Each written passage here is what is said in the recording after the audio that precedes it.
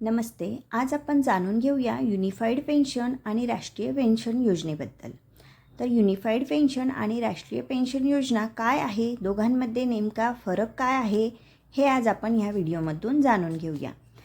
तर केंद्र सरकारने केंद्रीय कर्मचाऱ्यांसाठी नवीन पेन्शन योजना मंजूर केली आहे. त्याचे नाव युनिफाईड पेन्शन स्कीम UPS आहे. ही योजना राष्ट्रीय प्रणाली NPSची जागा घेईल. तथापि जे कर्मचारी NPSमध्ये राहू इच्छितात ते UPS निवडू शकत नाहीत.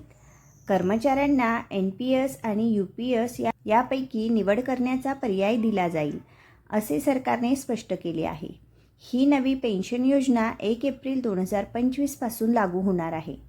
NPSचे मुख्य मुद्दे काय आहेत ते जाणून घेऊया. कर्मचाऱ्यांच्या मूळ पगारातून 10% DA कापला जातो. NPS शेअर बाजारावर आधारित आहे, त्यामुळे त्यात गुंतवणूक करणे धोक्याचे आहे. याशिवाय काही परिस्थितीमध्ये करही भरावा लागतो. 6 महिन्यांनंतर मिळणाऱ्या महागाई भत्त्याची तरतूद नाही. निवृत्तीनंतर निश्चित पेन्शनची हमी नाही, तर हे ॲन्युइटीवर अवलंबून असते. कर्मचाऱ्यांना मूळ वेतनाच्या 10% योगदान द्यावे लागते. यामध्ये सरकार आपला 14% हिस्सा देते.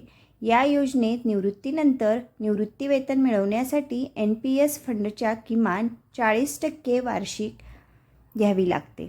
खातेदारांच्या मृत्यूनंतर NPSमध्ये गुंतवलेली रक्कम नॉमिनीला दिली जाते.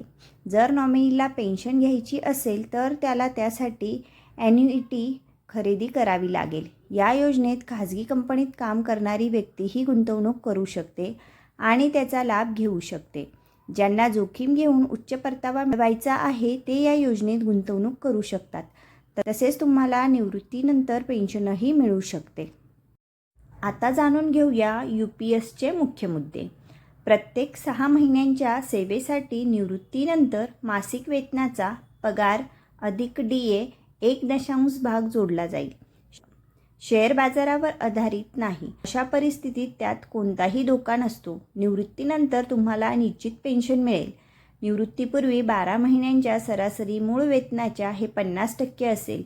मात्र किमान 25 वर्षे काम करणाऱ्यांनाच याचा लाभ मिळेल.